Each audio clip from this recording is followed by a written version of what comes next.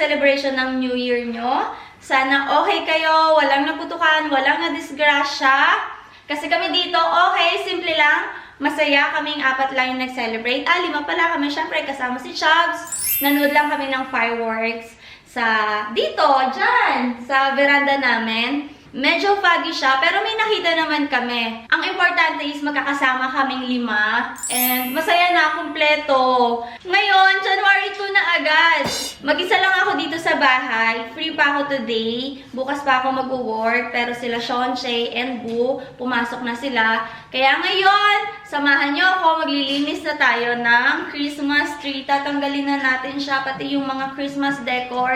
Aalisin na rin natin siya. Tapos mag-general cleaning ako ngayon. Mas masarap maglinis pag mag-isa lang, di ba?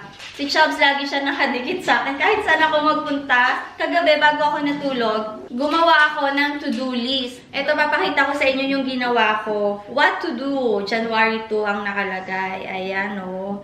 Ayan siya. Nakalagay dito, Chubbs, morning routine. Ibig sabihin, papakainin ko si Chubbs. Tapos, take a bath. Ako yon, maliligo ako. Ayan, kaya ako nagtaas ng buhok, you know. Hindi pa ako nagsuklay, kaya tapos maligo. Tapos, Christmas tree nga. Ayan, tatanggalin ko. Tapos, magva-vacuum, do the laundry. Maglalaba ako kasi natambakan talaga ako ng lalaban. Yung between Christmas and New Year, nanood lang kami ni Shay, nagmamarathon kami. Si Shay kasi, nahilig siyang manood ng Filipino teleserye. Simula nung kay Katniel, yung breakup nila. Nanood si Shay, nagmarathon siya. Tapos nakikita ko, pinapanood nyo naman ngayon, is Forevermore, yung kay Liza and kay Enrique Hill. So, sinasabayan ko siya. At maghapon lang kami nakaupo dyan sa sofa, nakakumot kami, nanood kami. Sobrang haba pa, parang nasa 15 episode pa lang yata kami. Yun, ay ang tagal-tagal niya pa. So, wala akong natrabaho. Relax lang, which is good na rin. Nakakatamad siya, pero nakapag-relax naman kasi simula bukas, work na ulit, diba? You know, pagod na ulit. So, it's good din na nakapag-relax kami. Pero ngayon nga, simula na ng paglilinis. Tapos, meron pa dito, baked crinkles, which is ginawa ko na siya kanina kasi nung nakakita ko ng recipe, nabasa ko na kailangan 3 hours siya sa fridge. So, kanina, pagkalabas ko kay Chubbs, before ako maligo, naggawa na ako ng crinkles. So, nasa ref na siya ngayon. Tapos, gagawa din ako ng waffles. Para sila Sean and Shay, back to routine na sila. After nila ng school, gutom na gutom sila. So, pwede na lang silang magawa ng waffles. Yun yung mga routine ko today. Sana matapos ko siya. Hindi pa nga ako nag-breakfast. Magko-coffee pa lang ako. Habang nililinis ko tong Christmas tree. Tapos, yun, linis-linis lang tayo today. Samahan niyo ako. Ilalagay na natin sila dito. Nakakaawa naman. See you sa December. See you again. Oh. Magbabakasyon na ulit sila. Ilagay na natin itong maliliit dito. Nag-iisip na rin ako kung ano yung i-decorate ko next. I don't know kung magagamit ko pa to next or baka may bago na design.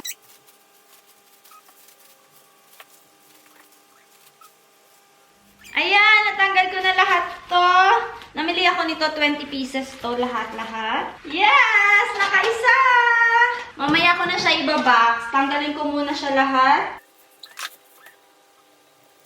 Ayan, hubara na yung Christmas tree. Ito na lang. Tapos, okay na siya. Ibalik na natin siya dito sa box. Tingnan nyo si Chubbs, oh, nakikisiksik. Say hi, Chubbs! Hindi ko na siya tinanggal ng isa-isa. Lagay na lang natin siya dito. Sana magkasya. Bawas kuryente na. Grabe. Ang laki-laki ng kuryente ngayon. Diyos ko. Kasi winter. Merong heater. Tapos yung Christmas tree pa. Meron pang mga Christmas lights. Doon sa may bintana. Tapos doon sa may hagdanan namin. May Christmas lights din sa labas. Dalawa. Diba? Ngayon bawas kuryente na. Thank you, Lord. Thank you kasi nakatapos ng Christmas ng masaya and New Year's Eve celebration ng masaya. Thank you. Sana magtuloy-tuloy. May New Year's resolution ba kayo? Ano yon? Hulaan ko. Magda-diet na kayo. Nako, hindi totoo yon. Kailangan ng matinding motivation pagka yung New Year's resolution niya is yung pagda-diet. Nako! Every year yata dati ganun ako. Tinigilan ko na kasi hindi rin siya natutupad talaga. Kaya ngayon, yung New Year's resolution ko, gusto kong maging productive yung araw ko.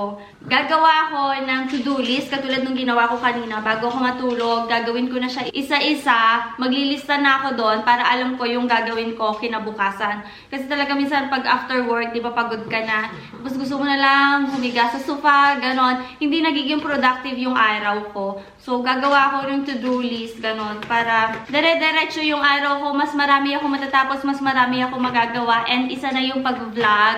Para madire-diretso ko na rin yung pag-vlog. Maglilista ako ng mga content na gagawin ko. Next naman! Kaya guys, kung may suggestion kayo, please, tulungan niyo ako magawa ng content. Kung ano yung gusto nyong gawin ko o paggawa sa amin as a family. Or kay Chops na nakikipaglaro na sa akin. Let me know, okay? Message nyo ako sa Facebook page or mag-comment lang kayo doon sa mga post ko. Ganon, itatry ko or namin na gawin. Si Chops, inabot niya na sa akin yung laruan niya. Maglaro na daw kami. Hindi pa tapos si Mami Chops. Ito na siya lahat. Kinuha ko na sa bintana. Goodbye! See you again sa December. Ingat kayo magbabakasyon. Ingat kayo. Mamimiss ko kayo. Thank you so much sa pagpapaganda sa aming bahay. Thank you. Sinama-sama ko na sila dyan sa isang malaki. Yan yung mga malalaki na sa ilalim mo. Yan, para sama-sama sila. Hindi sila maghiwa-hiwalay. O diba, maglaro muna kayo dyan habang hinihintay nyo yung December. See you again. Mamimiss ko kayo.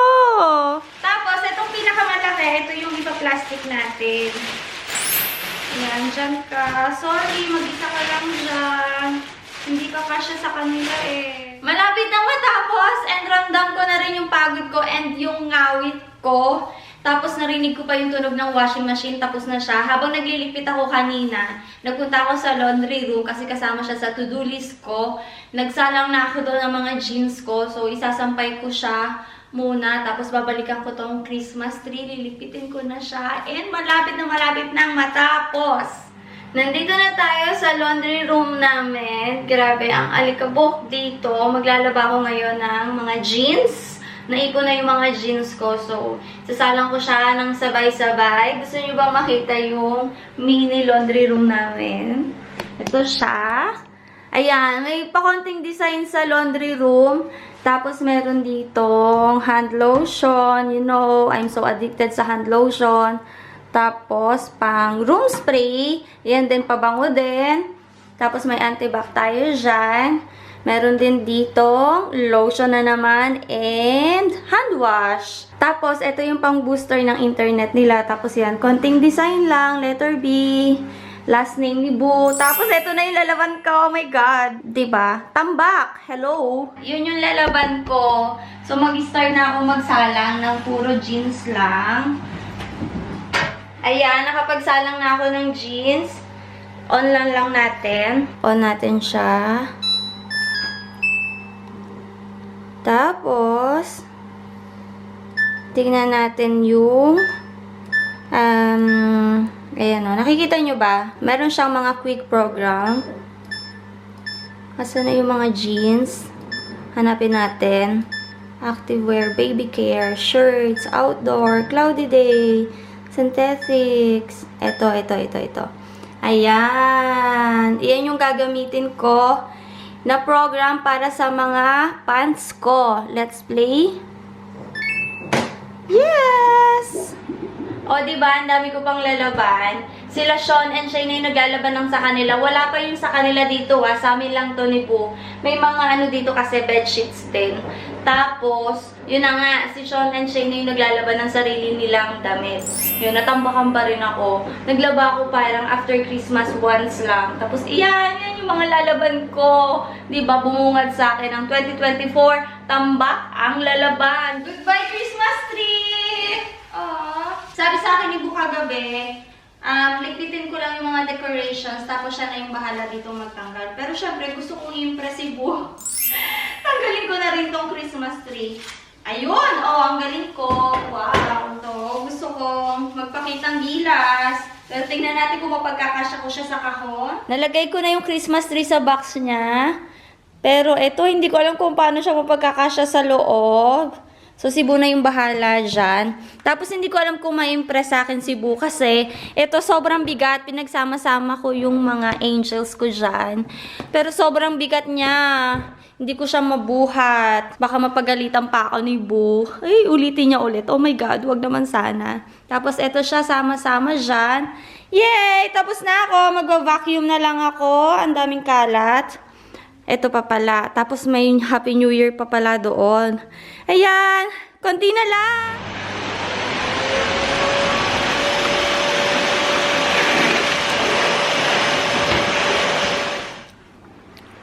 Lilikpitin ko pa yan. Pero tapos na siya. Malinis na siya.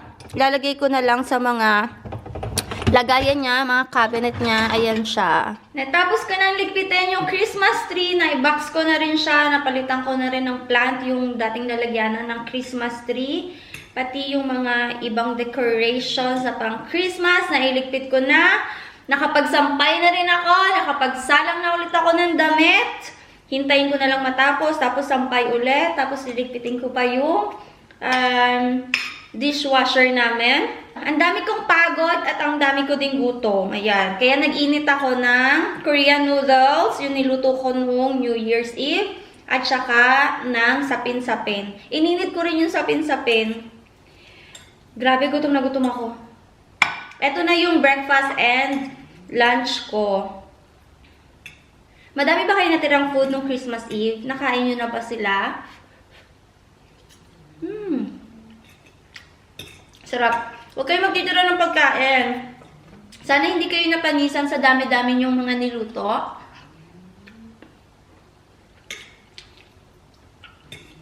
Ang sarap! Oh my God! Hindi na ako makapag-isip ng sasabihin ko kasi gutom na ako. Nag-coffee lang ako kanina habang nagliligpit ako. Tapos nararamdaman ko na talaga yung pagod ko. And yung gutom ko kaya sarap.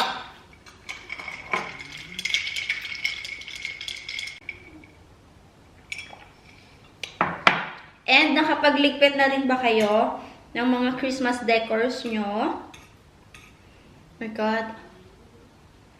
Ang sarap lang din ng feeling na natapos ko na siyang ligpitin. And pagdating ni Bu, natutuwa yun. Kasi naligpit ko na siya lahat. Iaayos niya na lang, lalagay niya na lang sa bodega. Sapin-sapin. Sarap. Sa lahat ng handa namin nung New Year, eto na lang yung natira, yung noodles. Yung crispy duck, naubos na nila. Tapos yung mga na-siopaw, dumplings, naubos na rin nila. Uubusin ko muna to, baka maka-round 2 pa ako sa sobrang dami kong pagod at dami kong gutom. Walang diet-diet sa 2024. Kain tayo ng kain. Sana masaya yung pasimula ng 2024 nyo. And sana matupad lahat ng mga wishes natin. Sana maging healthy ang lahat. Let's claim it. Thank you guys for watching. Hug ng mahigpit. Bye!